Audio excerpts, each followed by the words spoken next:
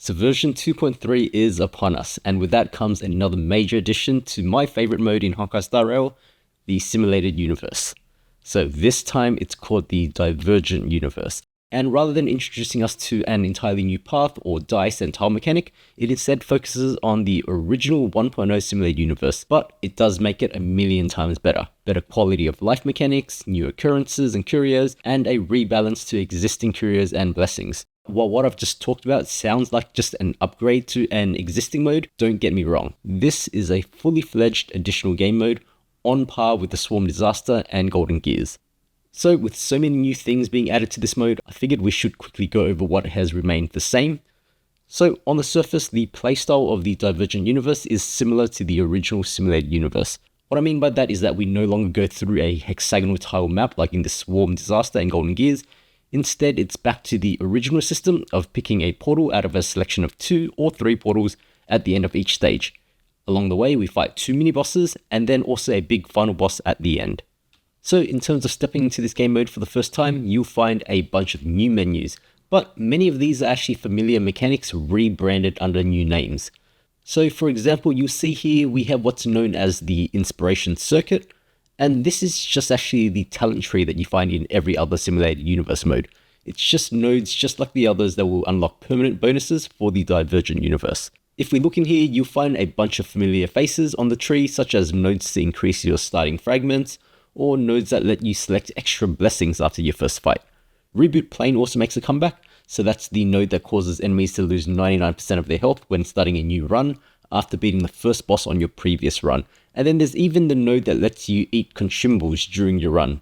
There are, however, some new nodes that do add new features to the game, such as the Pleasant Surprise node, which causes game machines to appear in random occurrences throughout your run. And then there's also the node which introduces the boundary equations, which are incredibly powerful blessings that will shake up your run. But we'll talk about that a little more later.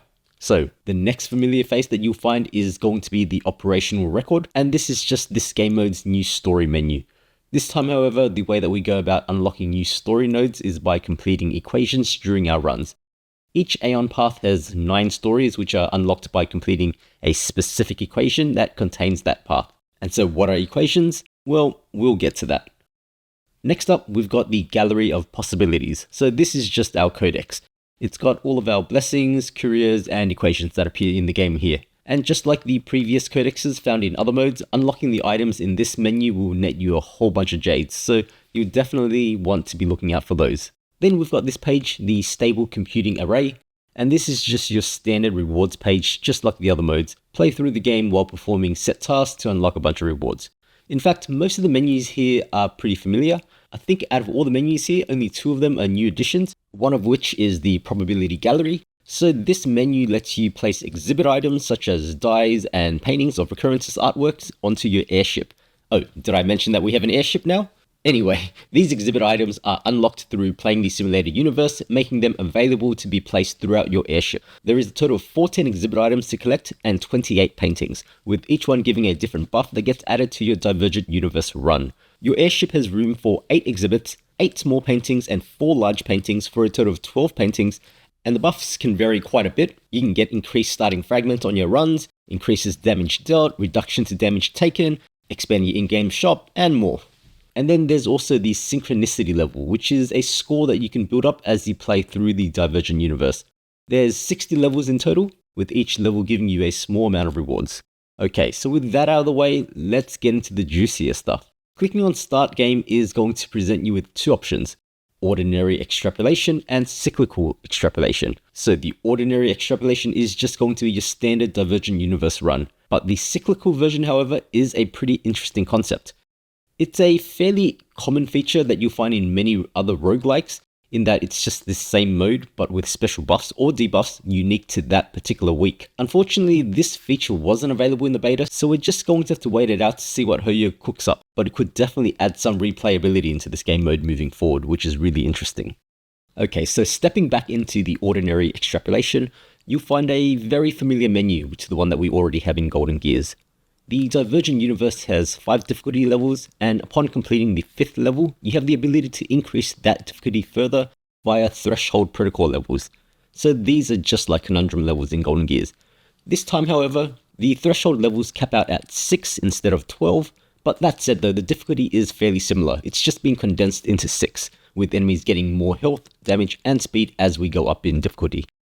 Protocol 5 introduces more toughness on bosses and elites, and then 6 gives them increased damage reduction when they're not in a weakness broken state, so it's going to be really important to be running weakness breakers in high protocols. Now, let's talk about the gameplay mechanics of the Divergent Universe mode.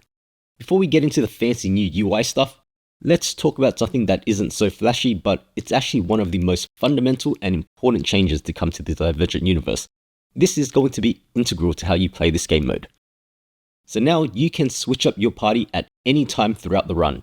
There's no longer any path selection when you start the game, so you're not locked into a particular path or playstyle. You'll pick your initial team, and then depending on what blessings or equations you get, you can change your team to make full use of your buffs.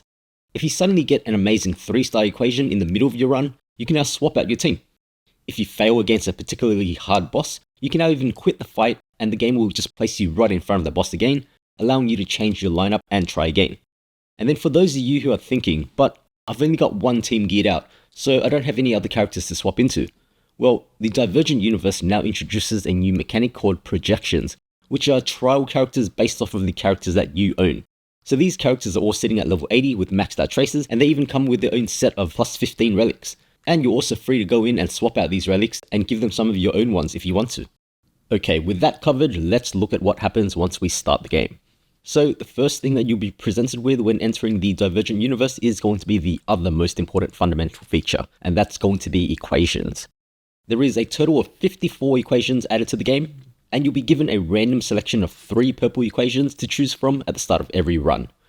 Equations come in blue, purple, and gold variants and are essentially really powerful blessings that need to be activated. You can get as many equations as you want throughout the game, but if you don't meet their activation criteria, then they do nothing. So it's going to be a balancing act of picking up more equations while also getting enough blessings to make sure that you can use them. Equations are activated by picking up blessings of different paths, with each equation requiring a different combination of 2 paths. Blue equations are the easiest to activate and require a combined 5 blessings to activate. Purples will require a total of 8, and gold equations will be the hardest at 12, but provide incredibly powerful bonuses. So this can all seem like a whole lot to keep in mind as you play through, but thankfully the UI for this new mechanic is fairly intuitive, so let's take a look at that. So as you play through the game, on your screen on the top left here will be a floating expandable menu that shows you information on your equations, blessings, and fragments. We can see here that in its collapsed state, it shows here that we've got 5 equations in total and 3 of those equations are activated. If we expand it, we'll be able to see more information on each of these equations. So here in this particular example, we can see that we've got 3 equations in total, of which none are activated, but we can see our progress in each equation. We can see that we're missing 4 blessings to activate the purple equation Eternal Stranger, we're missing 2 Remembrance blessings for Amnesiac, and then we're just missing 1 Destruction blessing to activate Firesmith. Now, when we're on a menu that gives us new blessings, the UI also does a pretty good job of illustrating to us what blessings are the optimal pickups and which ones should be avoided. When selecting blessings, at the top of the screen, you'll be able to see all of your current equations and their progress. Clicking on a blessing option will update these values to show you which equations will be affected. If there are any blessings present that will assist in progressing an equation, they will have a green icon on them, as can be seen here on these preservation blessings. And then if a blessing is going to activate an equation, it's going to have both the green icon and also a green border to signify that. Likewise, if a blessing has a red icon on it, this means that picking up this option will make you lose progress on an equation that you own. And if it has a red border on it, then picking up this option means that you will deactivate a currently active equation. This is usually found on situations in which you swap blessings out for another one. Okay, so now that we've got a good idea of what equations are and how they work, let's look at some of the mechanics that have been added to this mode to help you complete your equations. So first up, straight after you select your starting equation, you'll be presented with this option here, allowing you to pick a set of starting blessings. This is going to give you a set of 4 blessings, and you can pick one of 3 options to have these blessings randomly weighted towards a particular path. This will force between 1 to 3 blessings out of the 4 that you receive to fall under a selected path. Another added mechanic is going to be the workbench of creation that will be scattered around the run. So this little stack of cats will allow you to spend fragments to overwrite equations, allowing you to swap any of your current equations into another random equation of the same rarity. You can also overwrite your blessings, which similarly allows you to replace any of your blessings with a random blessing. This does also cost fragments, and the cost will go up every time. And then finally, it will also allow you to enhance your blessings.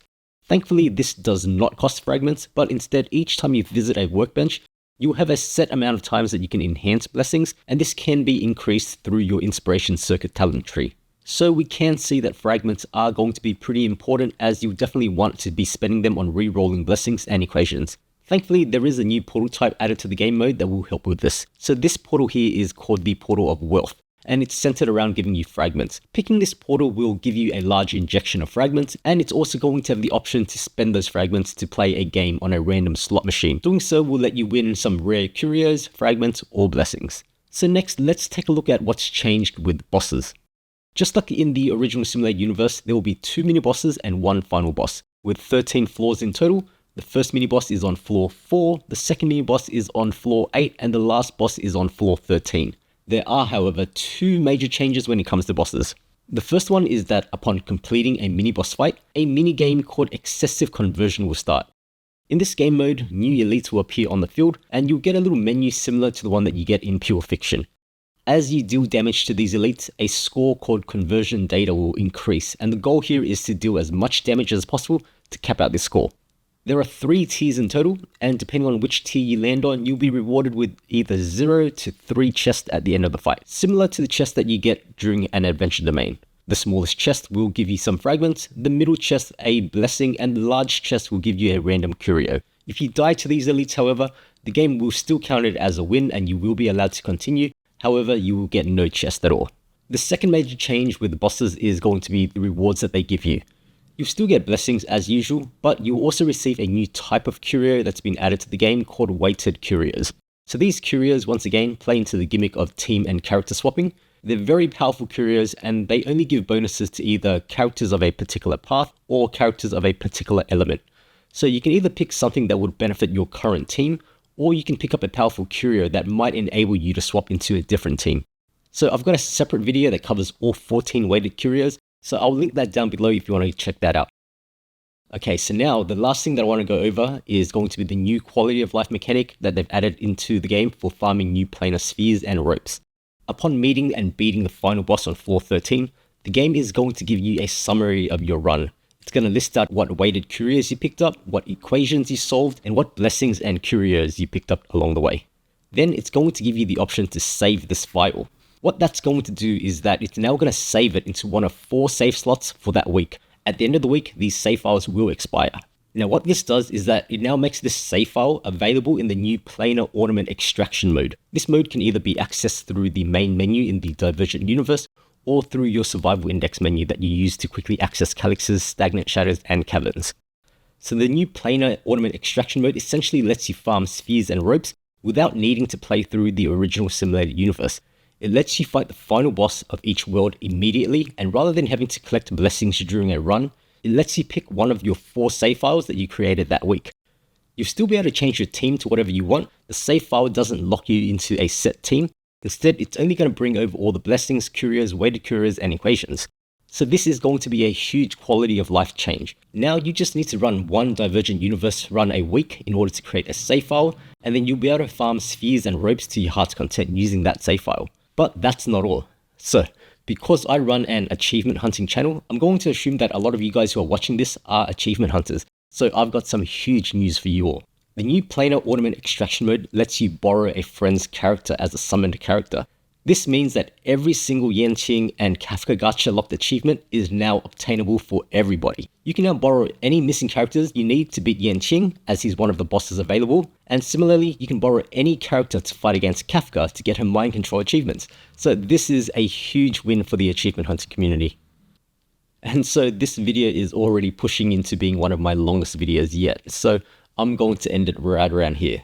There's still a lot of things that I haven't covered in terms of new curios, occurrences, and blessings, but I think we've got all the basics covered to give you a pretty good idea of what to expect when you start playing this new game mode. I'm going to have a few other videos that go into the new content in more detail, so if you want to find out more about weighted curios, new curios, and boundary equations, make sure you check those videos out. And then finally, before we go, I want to give out a huge thanks to the team over at StarDB. You guys know who you are. These guides could not be possible without the help of our amazing team and community. So if you guys want to be part of the best Honkai Star Rail community, come check out our StarDB Discord channel. And if you're an achievement hunter or want to get into achievement hunting, then make sure you check out our website, stardb.gg, home to the best achievement tracker out there.